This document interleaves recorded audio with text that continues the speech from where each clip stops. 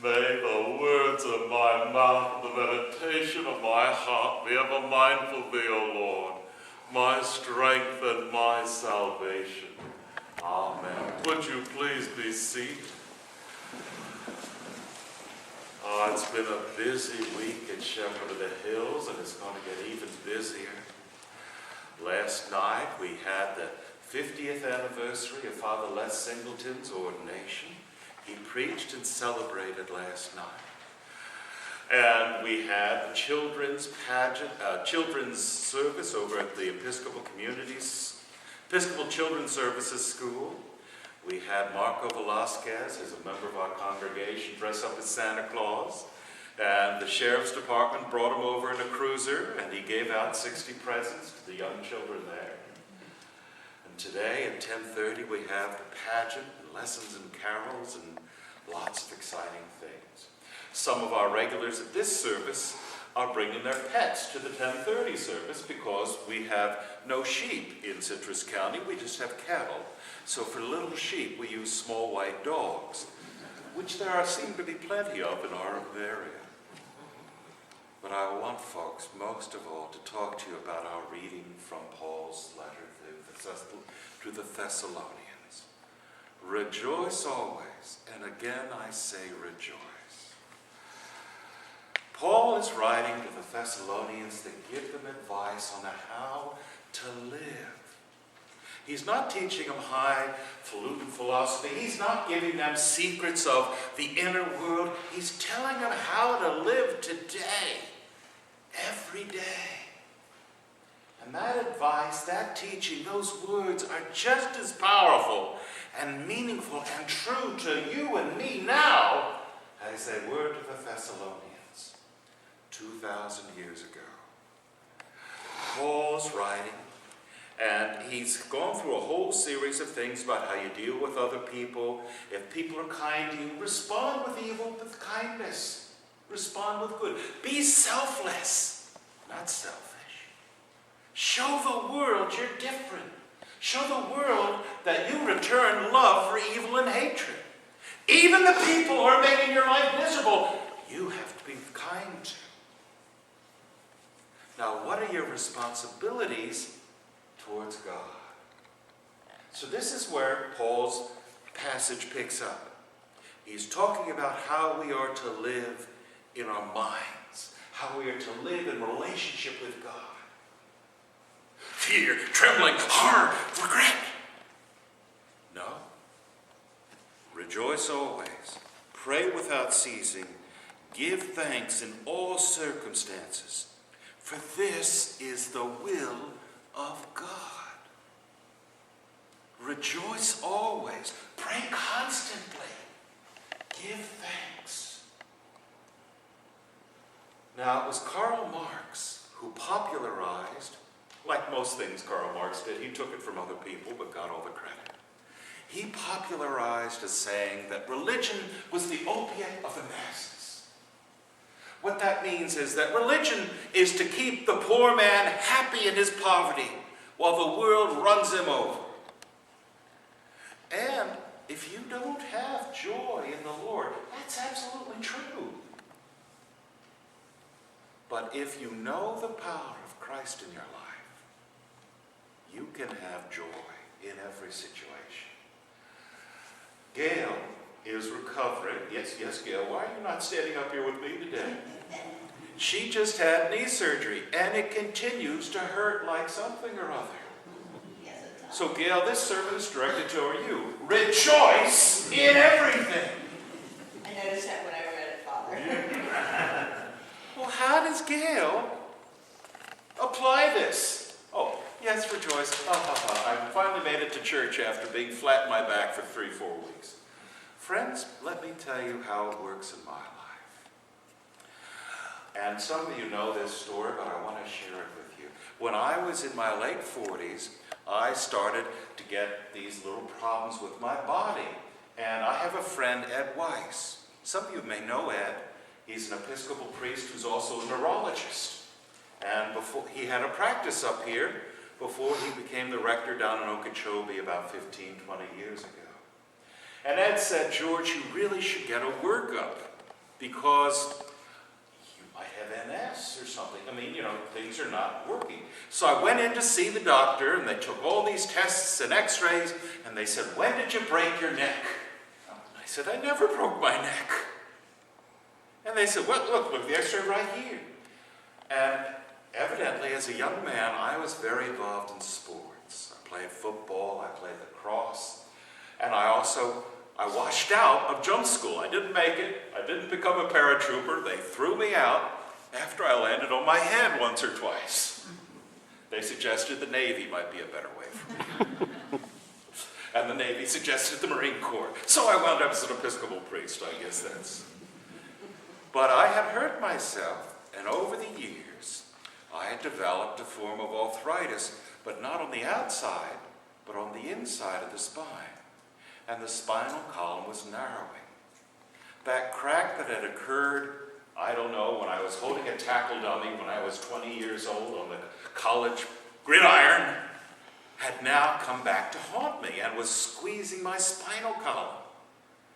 So the doctor said, and Blue Cross said, go in, have surgery, we'll give you 1 day in the hospital. That's what we'll cover, because, this is no big deal. It's a roto-rooter job. They go in, they drill it out, they put the screws in, and you'll be out. And I woke up, and I was 46, 47, 40, I was in my 40s. I had been very active. I like to lift weights. I'd love to be, a late middle-aged athlete, bemoaning the fact that once was here was up here at one point. Well, I woke up from that surgery, as you know, paralyzed. And I actually found out this past March because things have started getting a little wobbly again. And I went up to the University of Florida, and they said, your spinal cord was damaged by the surgery. Just found that out. But when I came out of the operation, I was paralyzed. Couldn't move anything below the waist, and I couldn't move anything above the wrists. And I have, Great Uncle Clarence has not dropped dead and left me $1 million, so I need to work for a living. How is it going to work? I was serving a little country Episcopal church in Avon Park that could barely making it go. And the diocese can send me nice Christmas cards, but they're not going to take care of me. And I was in a nursing home for months, and I can remember sitting there just so angry. This was unfair. I mean, I dislike reading the college alumni magazines because I hate it because they only announce when other people become millionaires. Now it's billionaires. And me, I'm not getting close to that point yet. Why did my life take this course? I'm one of the good guys. I chose to give rather than take in this life, and here I am paralyzed. And if you've been paralyzed, or at least in my case, that paralysis also was accompanied by constant, unremitting pain. What I would call electrical pain. In other words, it's like having, something shorting out or crackling constantly, shooting up through your legs, and you can't move it, you can't touch it, and it's killing me. Now, I have to tell you, that was the best thing that ever happened to me as a priest. I recovered.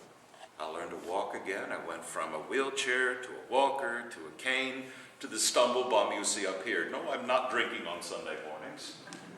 It's just taken a little while to get everything connected again because the wires have been stretched and frayed.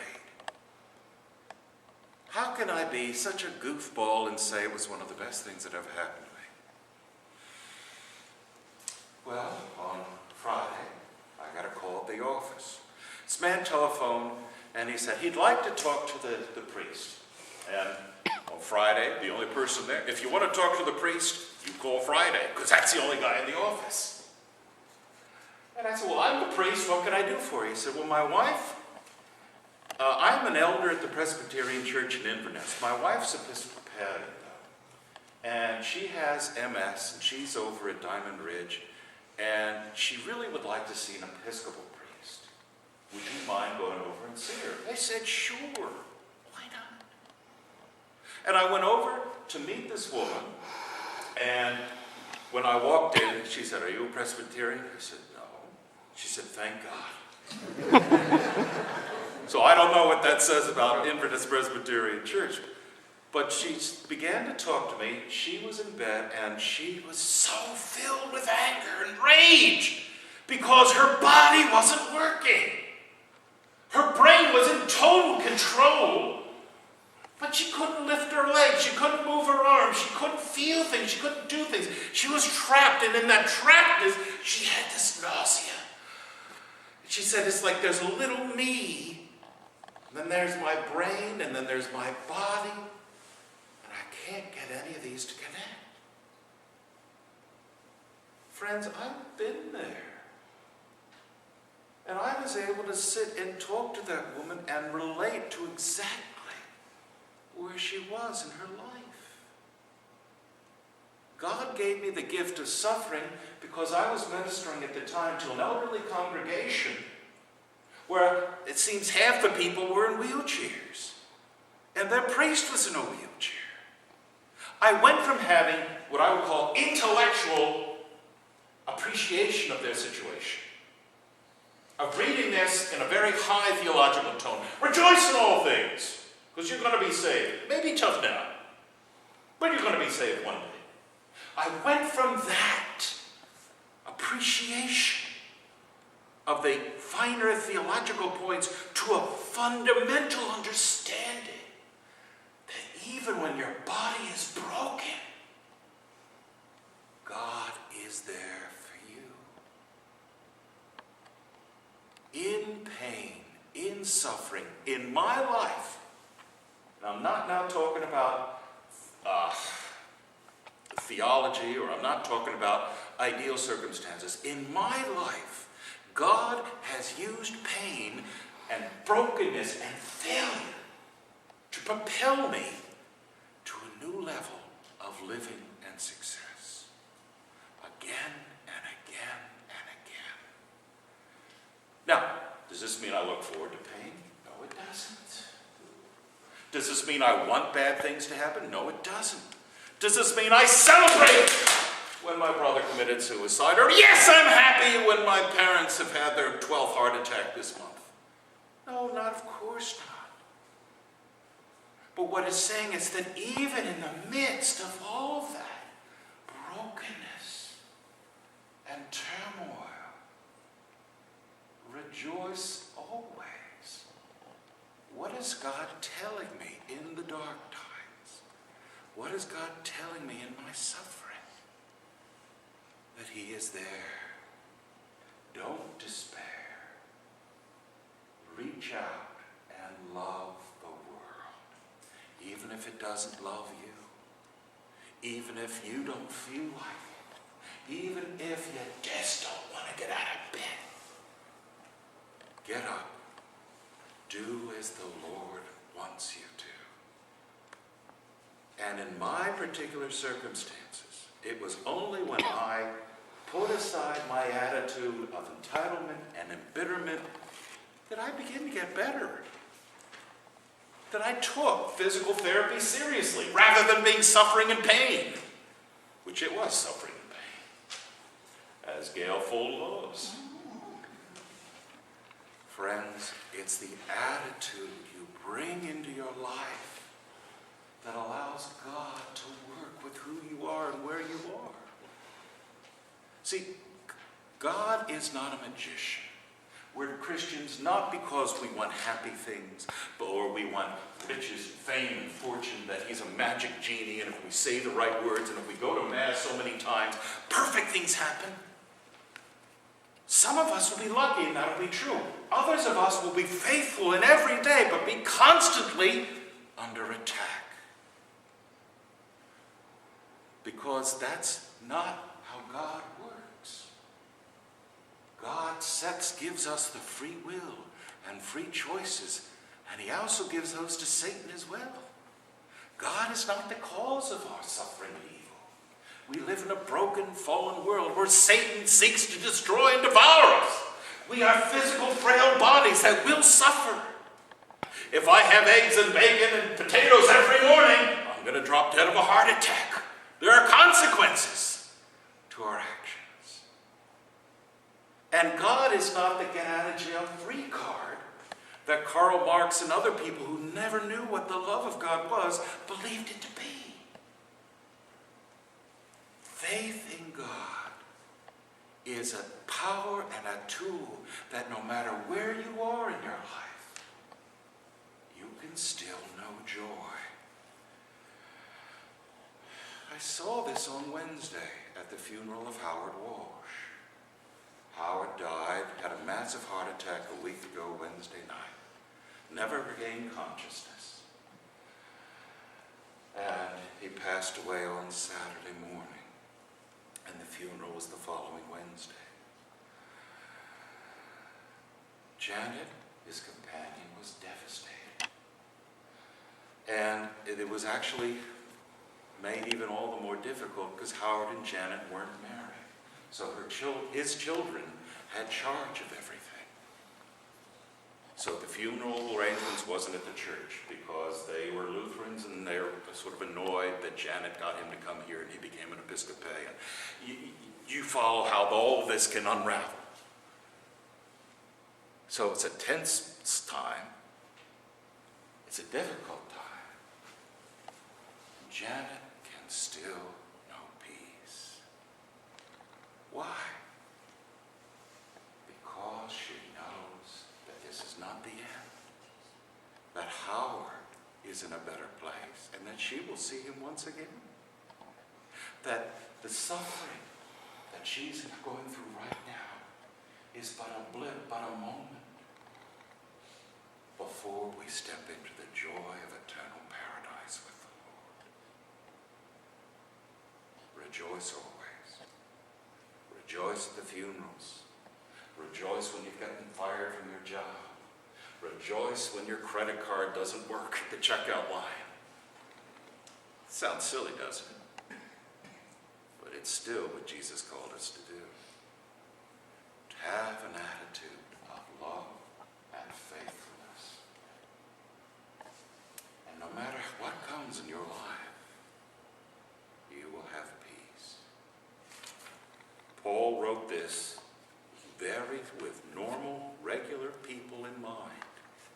Not some holy Joes, not some monks living on the side of a mountain somewhere, but people like you and me 2,000 years ago with real problems, with real lives, with difficult children, with impossible parents, with problem bosses, with not enough money, with this and that and the other. And Paul said, rejoice always.